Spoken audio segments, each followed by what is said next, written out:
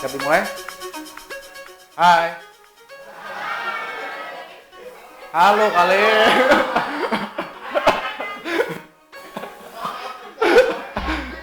Wah, ini kurang konten nih. Kurang konsentrasi nih. Oke. Karena ini dari business development, gue coba ini tema yang gue ambil, becoming a trusted partner. Di sini gue coba lebih menjelasin, mungkin nggak terlalu banyak sales processing, tapi gimana cara closing sebuah opportunity pitching di situ. Kurang lebih sifatnya seperti itu.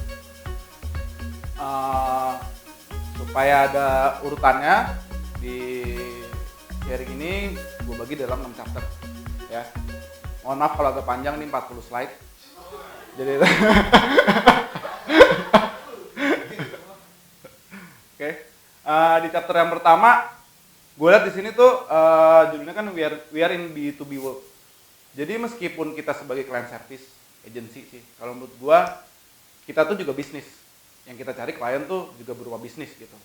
Jadi hubungannya bukan bisnis to customer, tapi bisnis to bisnis. Karena ya di sisi lain klien juga maunya naikin sales lah, lebih ke objektif mereka.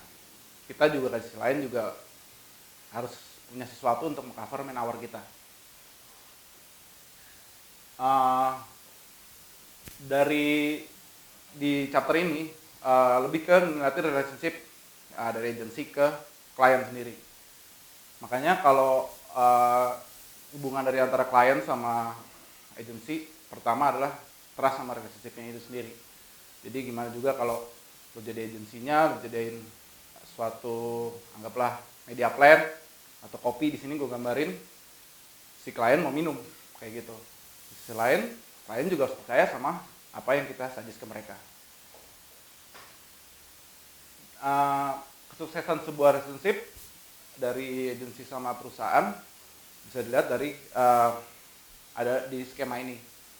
Di sini gue di bawah itu grafik X-nya adalah duration of relationship-nya, terus dari sumbu Y-nya itu adalah level of involvement-nya.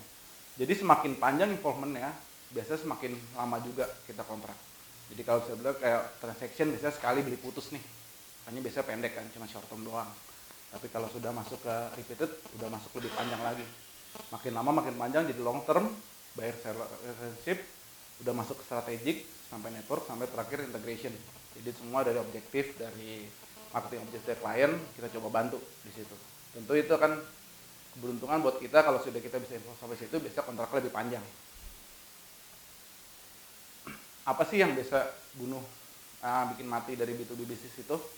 Ya ini salah satu, gue nih di sini agak umum ya, nggak cuma agensi, tapi bisa juga dari 1% ternyata kebanyakan die atau retire atau terminated. Terus 3% bisa pindah ke bisnis lain nih.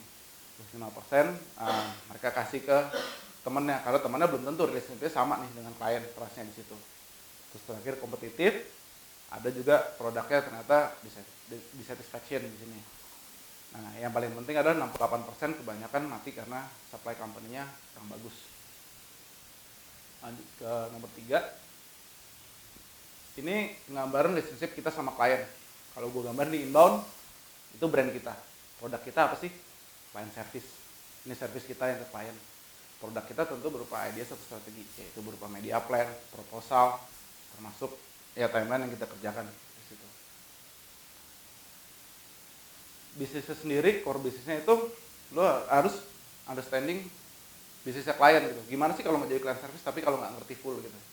Nah dari situ biasanya orang kalah pitching nih, karena kurang dalam tentang tahu mau objektifnya, ataupun kurang tahu juga mengenai produk dari klien sendiri. Terus selanjutnya juga ya tentu juga untuk bisa membantu dari bisnisnya mereka dan juga make profit buat mereka sendiri. Nah ini pertanyaan yang cukup tricky sih biasanya kalau gue lagi present. Apa sih yang bedain lu sama agensi lainnya? Nah kita harus punya nilai jual sih buat sebagai agensi. Entah itu dari media plan yang kita tawarkan, lebih baik pencapaiannya, ataupun service-service kita lainnya, ataupun deliverables-nya. Seperti itu. Bottom line-nya, ini 3 hal penting yang supaya kita bisa bedain sama agensi lainnya supaya lebih menang pitching, yaitu differential offer, business retention-nya, sama relationship kita sama klien. Oke. Di chapter 2, nah ini trust with client. Ya kak, gambaran di sini kan gue pakai Titanic nih. Mungkin terlalu tua.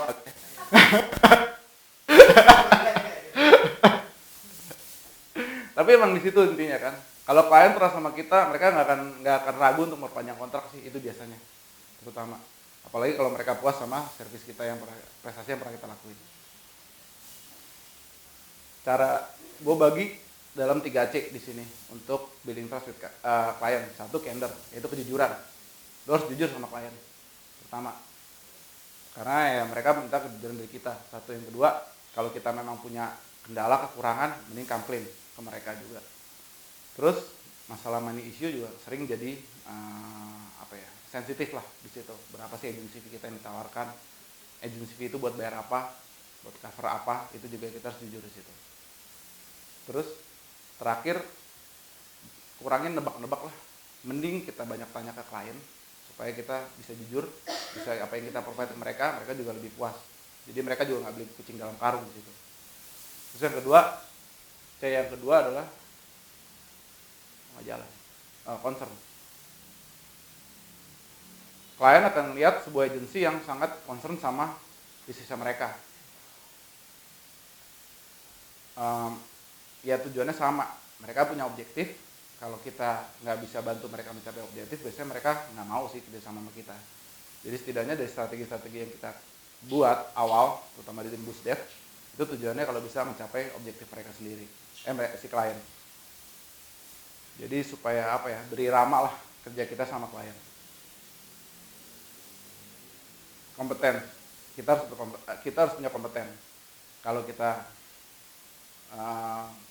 agensi biasa-biasa aja, kerjanya biasa-biasa aja, klien juga susah untuk percaya sama kita. Kita harus punya kekuatan, deliverables kita bagus, pelayanan kita bagus ke mereka. Karena mereka nge-hire kita karena mereka tidak bisa melakukan untuk dirinya sendiri in-house. Kadang itu tujuannya mereka hire agensi.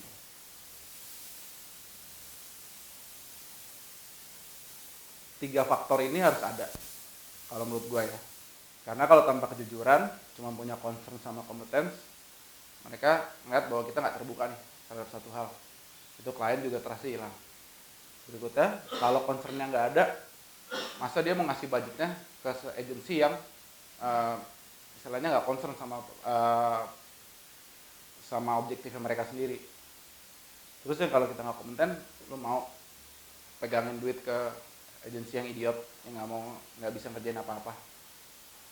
Dari situ ya itulah si klien mau percaya sama kita. Kita butuh tiga-tiganya di sini.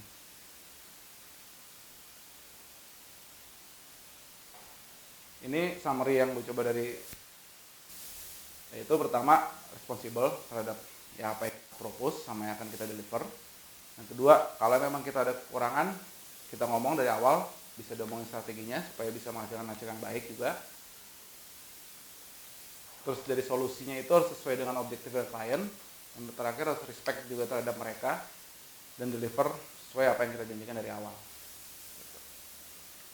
Dari tengah presentasi ini ada pertanyaan?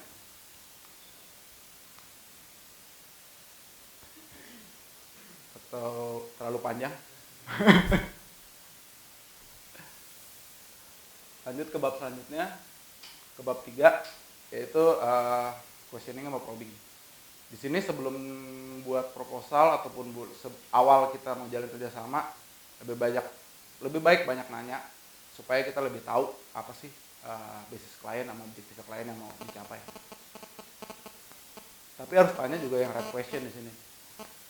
Apa sih klien basis dan objektifnya? Kita anggap klien juga sebagai person. Kita harus bisa menempatkan diri kita sebagai terutama boost dev di posisi sepatu klien gitu. Jadi jangan mikir ya gue agency doang gitu, tapi lu nggak mikirin sebenarnya kalau di posisi klien tuh kayak apa sih, ngelihat marketnya seperti apa kayak gitu. Terus dari kompetisinya juga kita harus perhatiin sama target. Nah ini yang bisa kerjain sama tim Kang Hendra, thank you banget buat bantuin ini. terlalu. Nah ini contoh-contoh questionnya panjang ya, baca sendiri aja kali ya.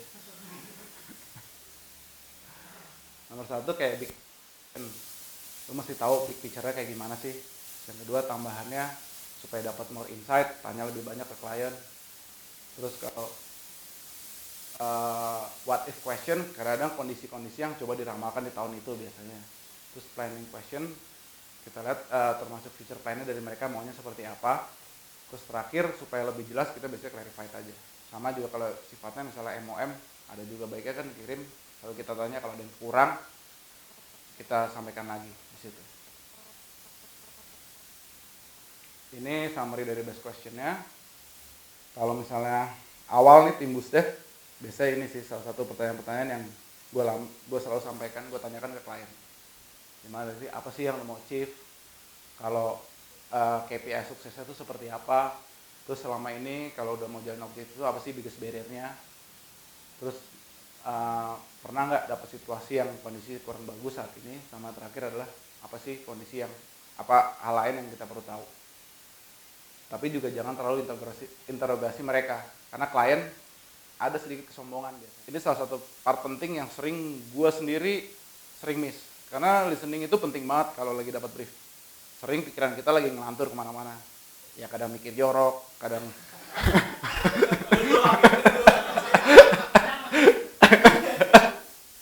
ya kadang mikir liburan, kadang mikir keluarga di rumah, itu kan faktor ya.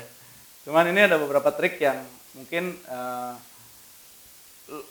pentingnya ini karena untuk ketika lu mau mengetahui sebuah objektif dari klien sendiri. Ini kayak ini salah satu quote yang gue pakai, questioning doesn't work if you don't listen the answer. Lu harus pelajarin kayak lu learning new language gitu. Makanya gue kasih gambarnya ini, tau filmnya nggak? Lost in Translation ya.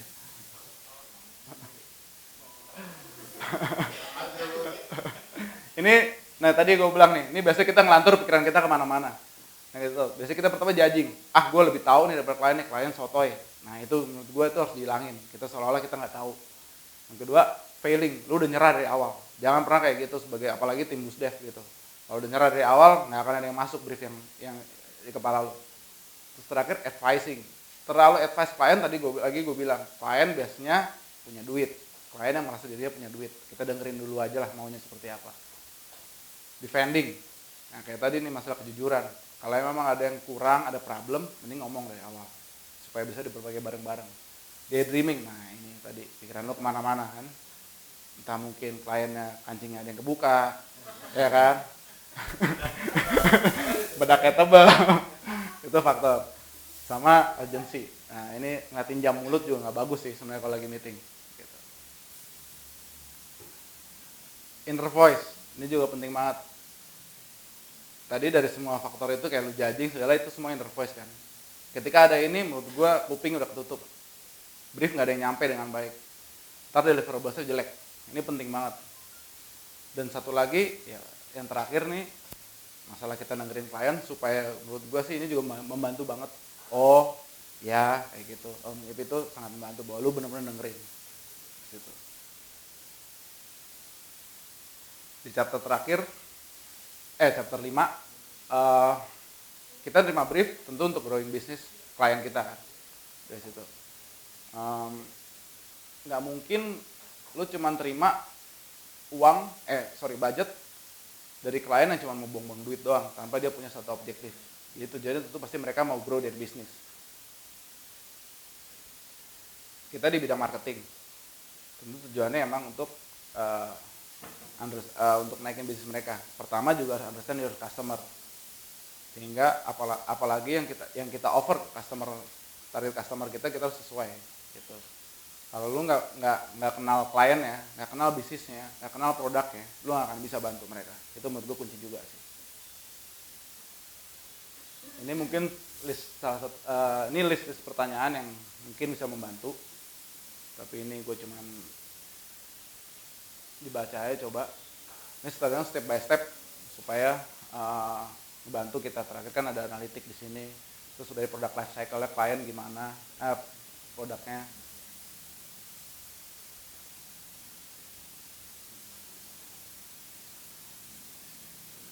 Lanjut, ini kondisi yang sering mungkin gue juga ngerepotin timnya Kang Hendra nih, minta case study. Karena tujuannya emang untuk bisa lebih tahu similar bisnis sih gimana. Karena kalau lu mau lebih tahu lebih dalam, memang cari study case yang mirip. Itu untuk jadi experience buat kita, gitu. Kalau untuk yang off client,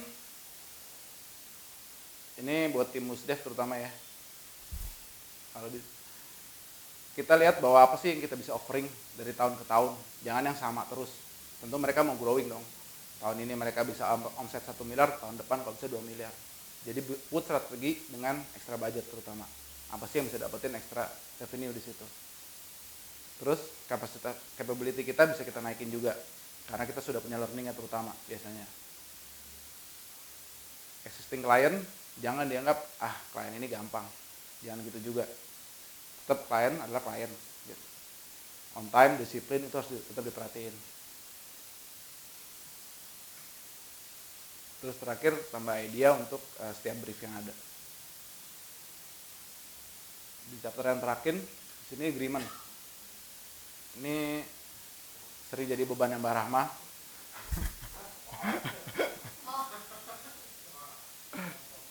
Karena apa yang kita deliver sama yang kita tawarkan, ya klien juga harus maunya sesuai gitu. What do we want, what do they want, sama how to get it. Ya setiap kali kita bikin media plan, klien punya benchmark segini. Kita ketemu dengan cara gimana di sini. Mungkin bisa ketemu di tengah sebagai win-win solution. Itu semua negosiasi. Itu terutama yang dikerjain tim Busdev ya mau nggak mau negosiasi. Tapi kadang-kadang juga dibantu timnya Jafar untuk negosiasi tengah campaign. Kalau benci sama klien, dipisahin ya. Klien, personal.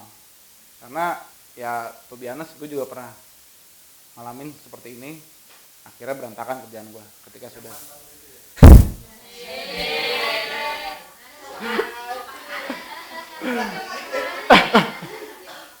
yang ditolak itu ya. Yang penting usaha aja lah terus lah. Ini perbedaan persepsi nih. Ini agensi bang, ini gue coba ambil situasinya agensi sama klien. Agensi mikir dia selalu ngasih brief kita last minute, tapi di persepsi klien gimana tau? Selalu mereka mau komplit. Terus dari kita juga ngerasa anjing deadline-nya pendek banget nih, bangke gitu kan. Tapi mereka juga dari approval-nya lama gitu kan. Ketika kita nanya banyak info, dikira kita nggak tahu, padahal kita cuma berusaha bahwa jauh lebih, supaya lebih tahu bisnisnya mereka. Tapi mereka ngerasa, aduh goblok nih agensi, banyak nanya. Itu juga hati-hati di pertanyaan-pertanyaan seperti itu. Untuk di agensi kreatif, mungkin ini pengalaman gue dulu, banyak klien yang sangat sotoy, merasa dirinya sangat kreatif, sangat keren, sangat artistik, tapi kadang-kadang bukan itu yang dimauin target marketnya, ya kan? Jadi kita ngerasa kalau dia udah bisa ngerjain sendiri, ngapain hiring kita sih? Gitu. Terus terakhir ini namanya revisi ya. Ketika udah awal di approve, bolak-balik, ya ini mungkin agensi kreatif banyak yang ngalamin di sini soalnya. Nah, di sini gue bedain antara apa sih interest sama position. Menurut gue apa yang kita bisa tampilkan ke klien tuh lebih ke position. Interest kadang-kadang kita punya banyak keinginan ya, tapi belum tentu itu masuk akal sebenarnya. Kayak ketika lo ngomong bahwa lo mengerjain suatu campaign yang bagus, lo cuma mau award gitu. Tapi award ini sebenarnya dasarnya lo mau terkenal. Menurut gue sih kalau objektif tercapai gak perlu award, gak perlu hubungan yang terkenal ini yang lo perlu capai. Yang penting objektif tercapai. Itu adalah kepuasan sih menurut gue lebih ke situ. Gitu. Jadi kalau interest, menurut gue harus dinegosiasi, bukan artinya dipendam, tapi dinegosiasi supaya bisa dapat objektif yang dari klien. Ini negosiasi juga ketika decide soal masalah apa sih yang mau solusi yang kita berikan. Dia kadang-kadang mereka nggak tahu mana ini dibilang bagus atau jelek. Ya kita lihat lagi dari briefnya, masuk ke semua proposal yang kita berikan sesuai dengan briefnya mereka. Terus dari judgementnya ini dari brandnya, dan ini sudah mencapai target audience kita, ada perbedaan nggak sama ini stand out. Jadi supaya terutama kalau misalnya kita dibilang digital marketing performance, ads kan butuh stand out juga untuk supaya bisa diklik. Itu salah satu faktor kayak gitu. Ya ini pembicaraan dengan klien yang kadang-kadang klien juga nggak tahu tapi dia nolak aja. Terakhir ya gue mendingan fuck you aja lah. Ini 7 taktik yang gue coba summary biasa dalam negosiasi yang bisa bikin goal suatu campaign, suatu pitching. Ini udah jalan terakhir sebenarnya, take it or leave it. Kalau misalnya dia ngerasa dia mau lebih rendahin lagi, kita udah mentok nih, terutama dari tim sales biasanya, dari budget, ya udahlah, itu udah kunci terakhir, take it or leave it. Kalau deniable, yang nomor 2, kalau misalnya udah done, udah agreement, nggak ada salahnya untuk upsells. Ini tujuannya untuk ya gedein revenue buat kita juga. Limited selection, dia kadang-kadang tuh suka gitu dikasih, oh gue kasih lu special delivery deh seperti ini. Itu klien dapat embel-embel, sama aja kalau kita belanja dapat bonus sedikit juga doyan banget kan, seperti itu. Terus dari pendekatan untuk tim sales, paling dekat mana, paling bisa achieve yang mana sih? Dari meet up, by email atau by phone, atau ditraktir juga kadang-kadang mengaruh itu buat klien. Kalau mereka nomor 5, ketika mereka against terhadap suatu ide lu, bilang iya dulu di depan, sambil cari strategi ataupun cari ide lain, gimana sih sebenarnya yang kadang-kadang mereka bilang nolak, klien tuh gampang banget bilang nolak gitu, gue nggak mau kayak gini idenya, tapi mereka nggak ngasih solusi gitu. Ya udah kita agree dulu aja, oke gue tolak ide lu, pendapat lu gue terima, coba gue ajuin ide lainnya, seperti itu. Cara nomor 6, cara penyampaian ke klien, di sini juga ngaruh. Kalau memang lu setuju, kenapa? Lu nggak setuju juga kenapa? Jadi jangan bilang no atau yes doang, harus ada alasannya di situ. Terakhir ini dari Robert Cialdini, ini ada buku, bisa dilihat juga di wiki. Dia emang ngajarin ada art of persuasion, ada 6 poin di situ. Reciprocity, commitment, social proof, authority, liking, scarcity. Mungkin beberapa yang gue bisa jelasin. Ketika social proof, lo kalau mau proses seorang, ambillah contoh-contoh yang udah terkenal di sosial, itu paling gampang. Karena mereka merasa, oh iya ya seperti ini. Itu yang paling gampang banget untuk meyakinkan klien. Kayak gitu. Oke udah ya? Belum? Ini masih banyak ya, gue sampai lupa. Ini 3 inputs di setiap every negotiation. Power, klien tentu lebih punya power di sini. Kita jangan bisa nurut, namanya juga client service. Time, itu juga nggak boleh terlalu panjang karena kan nggak bisa nawar. Relationship protection, dalam kerjasama ketika hasilnya nggak bagus, harus dijaga relationshipnya setidaknya. Karena untuk future project ada kemungkinannya. Gitu. Oke, habis.